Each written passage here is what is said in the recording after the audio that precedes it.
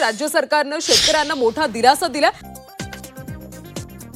पण राज्य सरकारच्या वतीनं 31,628 कोटी रुपयांचं पॅकेज हे आपण या ठिकाणी देतो आहोत की ज्या माध्यमातून 31,628 कोटी एवढं पॅकेज म्हणजे जवळपास 32,000 पर्यंत हे पॅकेज चाललेलं आहे। अशा 32,000 कोटी पर्यंत अशा प्रकारचं हे पॅकेज या ठिकाणी आपण दिलेलं आहे। सर्व शेतकरी बांधवांसाठी आली आता मोठी खुशखबर। हो शेतकरी बांधवांनो, तुम्ही अगदी बरोबर ऐकलं। ज्या दिवसाची तुम्ही वाट बघत होता तोच दिवस आता आला आहे। म्हणजे की स्वतः राज्याचे मुख्यमंत्री देवेंद्रजी फडणवीस यांच्या माध्यमातून पीक विम्याला मंजूर मिळून आता शेतकरी बांधवांच्या खात्यामध्ये पीक विमा जमा करण्यामध्ये येत आहे। हो शेतकरी बांधवांनो, अतिशय महत्त्वाची बातमी राज्याचे मुख्यमंत्री देवाभाऊ यांच्या माध्यमातून आता देण्यामध्ये आली। हो शेतकरी बांधवांनो, आता सर्वात महत्त्वाचं आहे की पीक विमा शेतकऱ्याला कोणता मिळणार। तुम्हाला माहीत आहे शेतकरी बांधवांनो, गेल्या 3 वर्षापासून तुम्हाला पीक विमा भेटला नव्हता। आता राज्य सरकारच्या वतीने केंद्र सरकारकडून निधी घेऊन डायरेक्ट शेतकरी बांधवांना खुशखबर आली आहे। हो शेतकरी बांधवांनो, बघा मुख्यमंत्री देवेंद्रजी फडणवीस यांनी राज्यातील शेतकऱ्यांसाठी एक महत्त्वाची घोषणा आज केली। त्यासोबत पीक विम्याची प्रक्रिया मोठ्या योगाने अर्जंट आता सुरू करण्यामध्ये आली असून पहिला टप्पा आजपासून अंमलामध्ये आला आहे। तुम्ही बरोबर ऐकलं, अनेक महिन्यांपासून थांबलेली रक्कम अखेर आता सोडली गेली असून पुढील 3 तासामध्ये निधी थेट शेतकरी बांधवांच्या खात्यामध्ये येत आहे। म्हणजे की आता पुढील 3 तासामध्ये तुमच्या खात्यामध्ये पीक विमा रक्कम जमा करण्याचा निर्णय महाराष्ट्र सरकारच्या वतीने घेण्यामध्ये आला। हो शेतकरी बांधवांनो, परंतु थांबा शेतकरी बांधवांनो, सरकारच्या माध्यमातून पीक विमा तर सोडण्यामध्ये येतोय, परंतु संपूर्ण महाराष्ट्र राज्यामध्ये वितरण केलं जाणार नाही एवढं मात्र लक्षात ठेवा। कारण की सरकारने स्पष्टपणे सांगितलं आहे टप्प्याटप्प्याने वितरण केलं जाणार। म्हणजे की शेतकरी बांधवांनो, आता आपल्या महाराष्ट्र राज्यामध्ये 36 जिल्ह्याची संख्या पाहता आता सरकारच्या माध्यमातून फक्त 15 जिल्ह्यामध्ये वितरण करण्यामध्ये येणार। हो शेतकरी बांधवांनो, 15 जिल्ह्यामध्ये सरकारच्या माध्यमातून आता वितरण करण्यामध्ये येणार स्वतः या ठिकाणी सरकारने आता सांगितलं आहे। तर मग कोणते आहेत ते 15 जिल्हे ज्या 15 जिल्ह्यामध्ये वितरण करण्यामध्ये येत आहे? चला अगदी या ठिकाणी 2 मिनिटांमध्ये पाहून घेऊया जिल्ह्यांची यादी व काय म्हणले आहे देवेंद्रजी फडणवीस साहेब। आता पाहून घ्या शेतकरी बांधवांनो, सर्वात महत्त्वाचं म्हणजे राज्यामध्ये एकूण 15 प्रमुख जिल्ह्यामधील शेतकऱ्याला या टप्प्यामध्ये मोठी मदत देण्याचा निर्णय महाराष्ट्र सरकारने घेतला आहे। तांत्रिक कारणामुळे काही काळ या ठिकाणी आता अडचण आल्यामुळे पीक विमा भेटला नव्हता, मात्र आता जलद गतीने राबविण्यामध्ये आले असून शेतकरी बांधवांनो, आता जी काय अडचण आली होती ती अडचण पूर्णपणे दूर झाली आहे। डेबिट प्रक्रियेद्वारे आता निधी डायरेक्ट शेतकरी बांधवांच्याच खात्यामध्ये हस्तांतरित करण्यामध्ये येत आहे आणि शेतकरी बांधवांना मोठा दिलासा सरकारच्या माध्यमातून आता मिळत आहे। हो शेतकरी बांधवांनो, तुम्ही PM किसान योजनेचे लाभार्थी असाल किंवा नमो शेतकरी योजनेचे लाभार्थी असाल तर तुमच्या खात्यामध्ये सरकारच्या माध्यमातून पीक विमा जमा करण्यामध्ये येत आहे। सरकारने जे निकष आणि अटी लावले आहे ते PM किसान योजनेवर आधारित आणि नमो शेतकरी योजनेवरच आधारित ह्या अटी पण लावले आहे। त्यामुळे जर तुम्हाला PMचा हप्ता भेटत असेल, नमोचा हप्ता भेटत असेल तर तुमच्या खात्यामध्ये आता सरकारच्या माध्यमातून पीक विमा पण देण्यामध्ये येत आहे। आता सर्वात महत्त्वाचा हा देखील प्रश्न आहे शेतकऱ्यांचा, पीक विमा रक्कम किती मिळणार? हो, भरपूर दिवसापासून अफवा देखील सुटल्या होत्या की 50,000 रुपये हेक्टरी मिळणार, कोणी असं देखील म्हणत होतं 60,000 रुपये हेक्टरी मिळणार, परंतु खरं सत्य वेगळंच आहे। ते आपण व्हिडिओच्या शेवटला पाहणारच आहोत की नेमकं पीक विमा किती मिळणार शेतकरी बांधवांना। परंतु सर्वात महत्त्वाची आहे यादी। हो शेतकरी बांधवांनो, यादी पाहिल्याशिवाय व्हिडिओ अजिबात बंद करू नका, कारण अर्धवट माहिती हमखास धोक्याची असू शकते।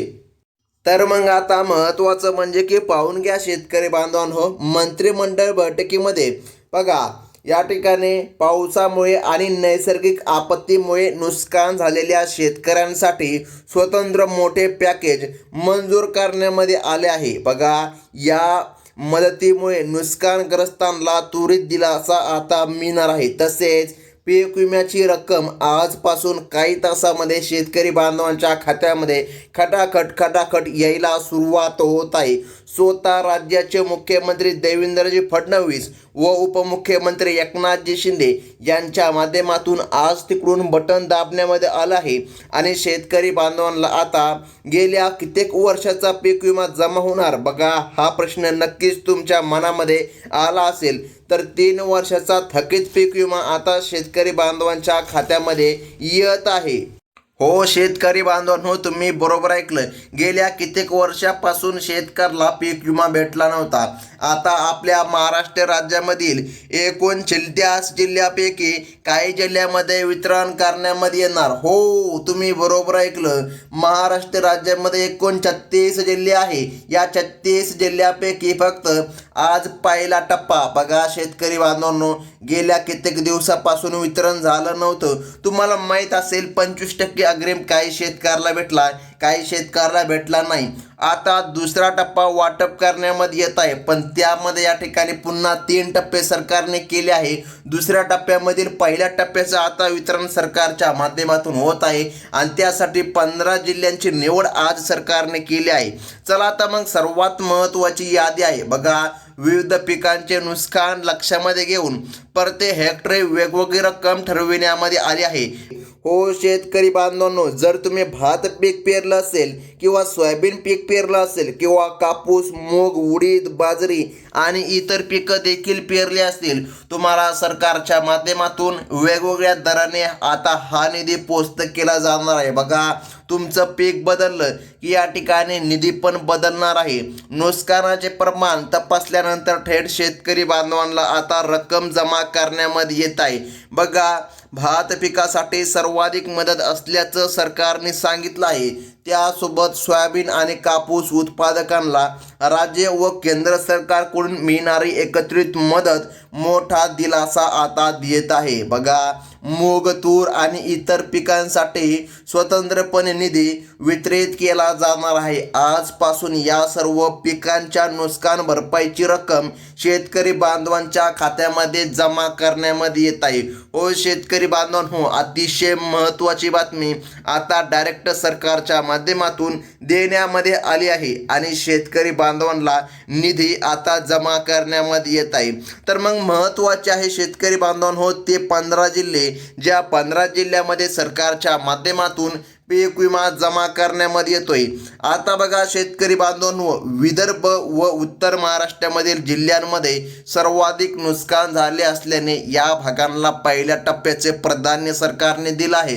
तसेच कोकण आणि पश्चिम महाराष्ट्रामधील काही जिल्ह्यांना देखील या टप्प्यामध्ये समाविष्ट केला आहे. सर्व जिल्ह्यांना स्पष्टपणे आदेश देण्यामध्ये आले असून रक्कम या ठिकाणी पुढील काही तासामध्ये शेतकरी बांधवांच्या खात्यामध्ये येणार आहे.